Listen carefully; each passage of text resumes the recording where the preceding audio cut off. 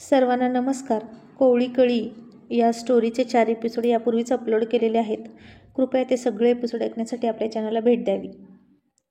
कुबेर आणि कुसुममध्ये झटापट झाली आणि त्यातच उशाला असलेला रॉकीलचा दिवा अंथरुणात पडला. तसा अंथरुणानं पेट घेतला आणि कुसुम बाहेर पळाली आणि कुबेर मात्र आगीत सापडला. त्याचं पोट आणि छातीचा भाग होरपळला. त्याच्या अंगातला शर्ट चिकटून बसला. मग त्याचे आई वडील उठले आणि ती आग विझवली. पण कुबेरला मात्र खूप भाजलं होतं. आता त्याचे वडील त्याला घेऊन हॉस्पिटलमध्ये गेले आणि रात्रीचंच तिच्या आईला फोन केला.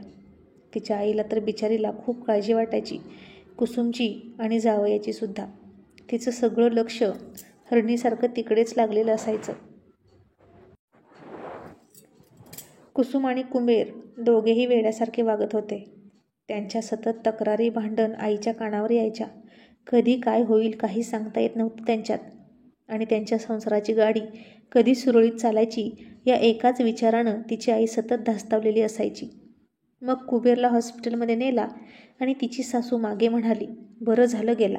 आज दिवसभर त्यानं खूप उत्मात केला होता म्हणून असं झालं. देवसुद्धा बरोबर शिक्षा देतो. सगळ्यांना उपाशी हो ठेवलं त्यानं. दिवसभर अक्षरशः खूप त्रास दिला. जेवणात सुद्धा माती टाकली. आमच्या नशिबात घोटभर पाणीसुद्धा मिळू दिलं नाही त्यानं. विहिरीमध्ये कळशी फेकली. त्या शेळीचा हो पाय मोडला. मूक जनावर ते. किती तळमळलं असेल ना ती शेळी. तिचाच आत्मा लागला हो त्याला आणि बरोबर शिक्षा मिळाली. अशी त्याची आई पाठीमागे म्हणायची. आणि हे सगळं 14 वर्षाची कुसुम ऐकत होती आणि तिलाही वाटत होतं अगदी योग्य शिक्षा मिळाली कुबेरला. जे झालं ते बरं झालं. माझंही ऐकत नव्हता. मला नको असताना अंगावर येत होता. त्याची शिक्षा मिळाली आहे त्याला. त्याच्याविषयीची निगेटिव्हिटी तिच्या मनात वाढतच चालली होती. आणि आता बरं झालं, काही दिवस तरी त्याची कटकट नाही असं तिला वाटलं.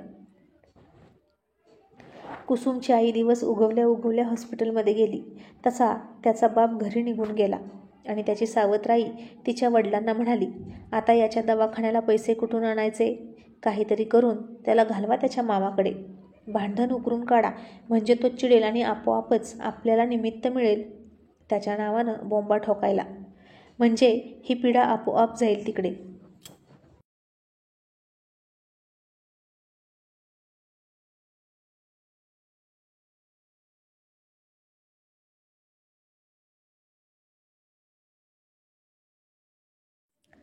आणि त्याचे वडीलसुद्धा दुसऱ्या बायकोचं लगेच ऐकायचे.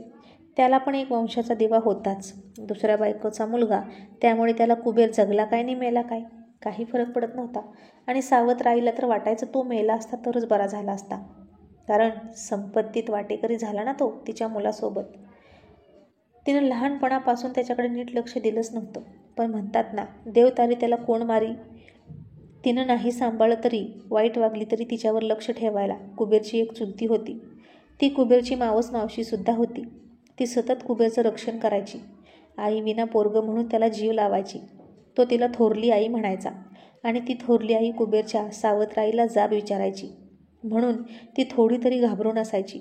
आणि मग कुबेरच्या वडिलांनी हॉस्पिटलमध्ये जाऊन कुबेरची खोड काढली.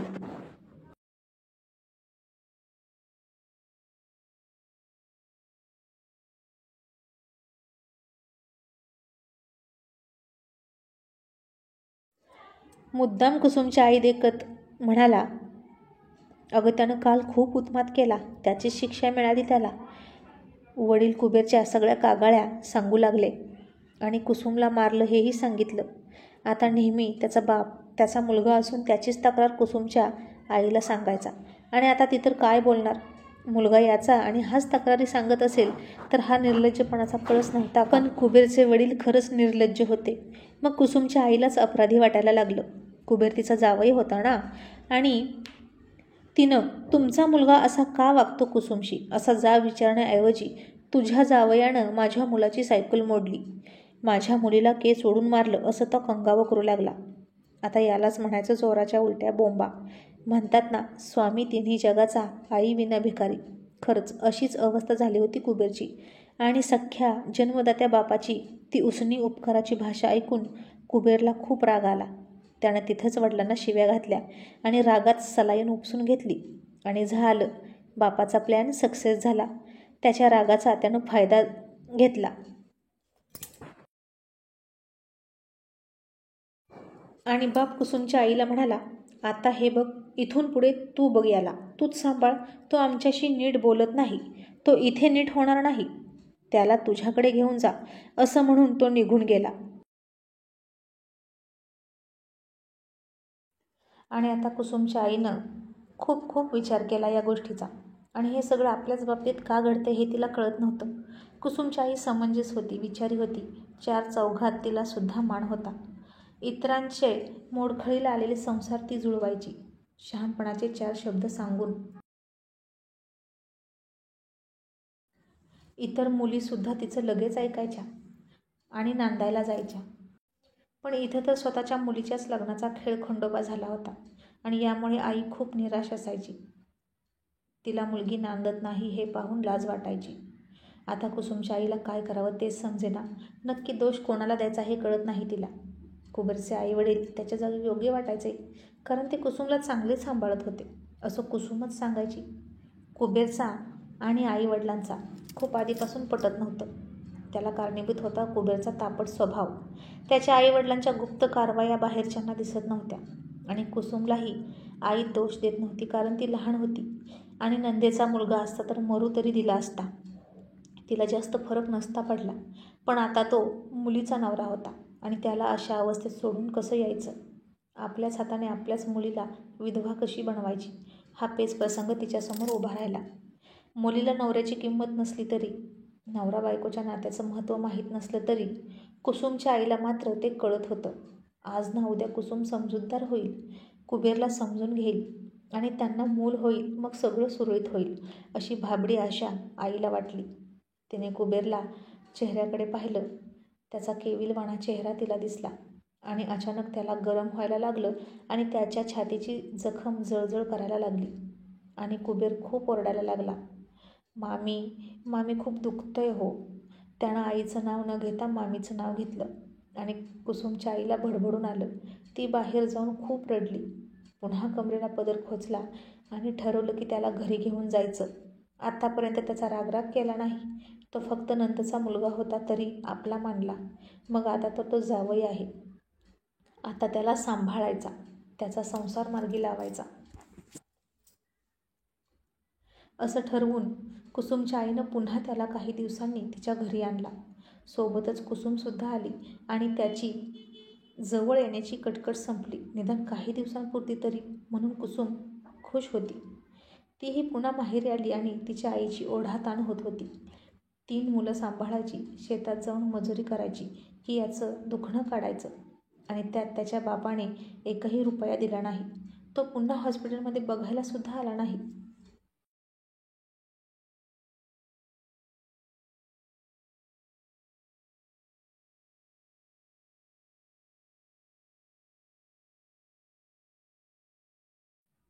कुसुमच्या आईने पोटाला चिमटा काढून साठवलेल्या पैशातून आणि उसनवारी केलेल्या पैशातून सगळा खर्च भरला दवाखान्याचा. पण कुसुम त्याचं औषधपाणी बघत नव्हती.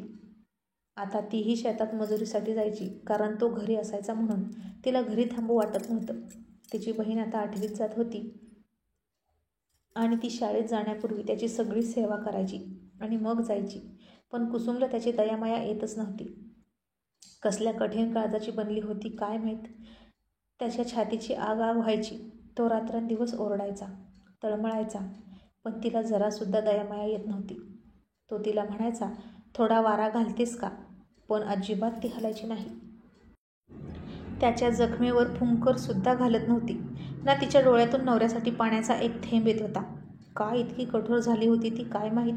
लहानपणी लग्नाच्या अगोदर तो त्यांच्या घरी यायचा. त्या दोघांची भांडणं होत होती, तरीही आता नातं वेगळं होतं हे तिला कळतच नव्हतं.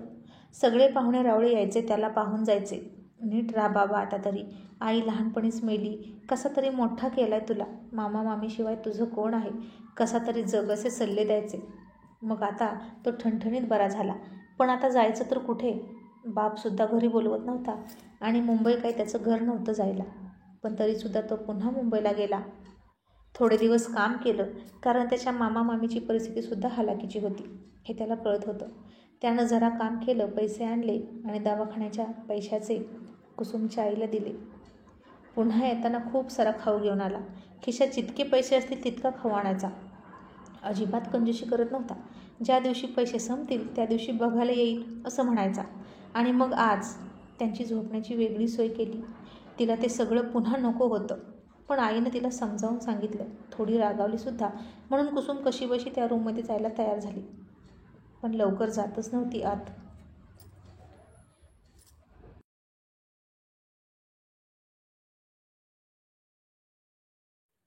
पिक्चर बघत बसली रात्री 12पर्यंत आणि तोही तिच्यासोबत तिथेच बसला. तो तिची वाट बघत होता की ती केव्हा झोपायला येईल. त्याला ती खूप आवडायची, खूप हवीहवीशी वाटायची. तो दिसायला तिच्यापेक्षा सरस होता. ती सावळी होती तर तो गोरा होता. त्याच्याकडे सुद्धा खूप बायका मागे वळून बघायच्या, पण त्यानं कधीच कोणाला वाईट नजरेनं पाहिलं नाही. पण बायकोकडून तरी प्रेमाची अपेक्षा ठेवणारच ना तो. आता TV बघताना सुद्धा तिला तो काही बोलत नव्हता, कारण आणखीन खूप जण तिच्यासोबत होते आणि ती मात्र नखरे करत होती. आता त्याने तिला मुद्दाम पाणी मागितलं. त्याला वाटलं पाणी आणण्याच्या निमित्तानं ती बाहेर येईल आणि मग मी तिला रूममध्ये चल म्हणेन, पण तिनं लहान बहिणीला पाणी द्यायला सांगितलं. माहेरी आल्यावर ती जरा जास्तच फुशारक्या मारायची आणि त्याचं काहीच ऐकत नव्हती.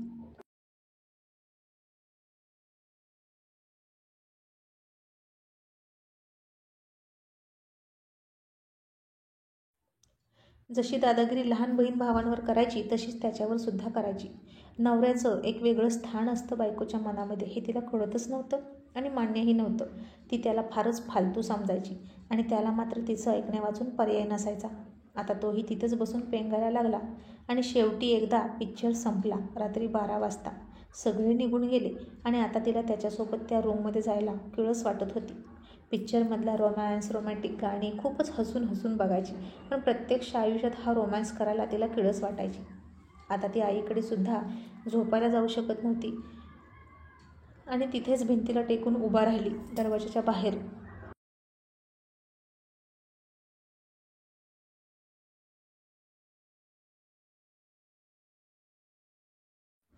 आणि त्यानं तिला कसं तरी रूममध्ये येण्याची विनंती केली. ती त्याला म्हणाली, मला हात लावू नको. तो म्हणाला, काय झालं, मी तुला आवडत नाही का? तर ती काहीच बोलत नव्हती. हो नाही किंवा नाही नाही. आता त्याच्यामध्ये तर प्रणयाचा वणवा लागला होता. त्याच्यातला पुरुषार्थ त्याला शांत बसू देत नव्हता. तो तरुण होता, अंगानं धष्टपुष्ट होता. त्याच्यात इतकी ऊर्जा होती की त्याला दिवसातून 2-3 वेळा प्रणय केला तरी संपणार नव्हती. पण त्याची ऊर्जा बाहेर पडतच नव्हती. मग तो अशा प्रकारे विध्वंसक रूप घ्यायचा आणि सगळं उद्ध्वस्त करून टाकायचा. आणि न राहून त्यानं तिला आता पुन्हा घट्ट पकडण्याचा प्रयत्न केला आणि पुन्हा त्यांच्यात भांडण झालं. त्यानं तिचे हात घट्ट पकडले आणि तिला भिंतीसोबत दाबली. त्याच्यातला हैवान पुन्हा जागा झाला. तिच्या हातातल्या बांगड्या तिच्या मनगटात रुतल्या. खूप रक्त यायला लागलं. डोक्याला सुद्धा मार लागला आणि ती रात्रीचीच खूप मोठ्यानं ओरडायला लागली. तसा तो लाजला, घाबरला. तिची लहान बहीण अजूनही जागून अभ्यास करत होती. ती उठून बसली. तिला नक्की समजत नव्हतं की यांच्यात चाललंय काय.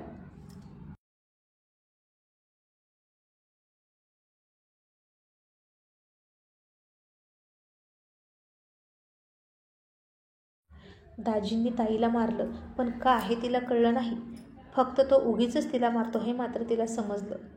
तो अतृप्त असायचा आणि ती त्याची इच्छा पूर्ण करत नव्हती हे सगळं त्या बहिणीच्या समजण्यापलीकडे होतं. आणि तिला दाजीचाच राग आला. नवरा बायकोचे या खाजगी गोष्टी तिला माहीत नव्हत्या. आई उठली आणि कुसुमलाच ओरडली, अगं तो नवरा आहे तुझा, इतक्या दिवसातून आलाय, मग तू अशी का करतेस? आता तू लहान नाहीस, त्यानं तुझ्याशिवाय कुठे जायचं? हे सगळं लहान बहिणीनं ऐकलं आणि तिला आईचा राग आला. नवरा आहे म्हणजे मारायचं असतं का बायकोला, असं बहिणीला वाटलं. पण यांच्या भांडणाचं कारण तिला समजत नव्हतं. नवऱ्याने फक्त पुरुषार्थ दाखवायचा नाही एवढं मात्र तिला कळत होतं.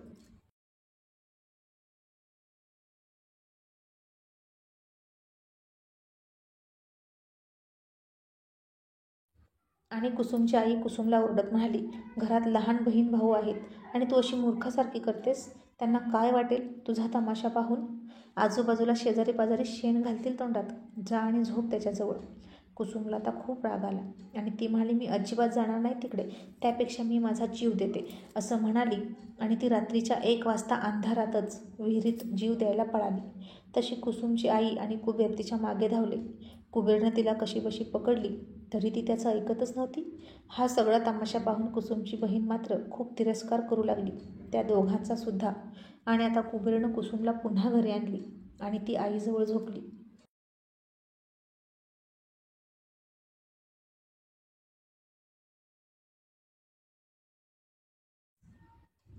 कुसुमच्या आईने कुबेरला समजावला. तिला त्याची अवस्था समजत होती.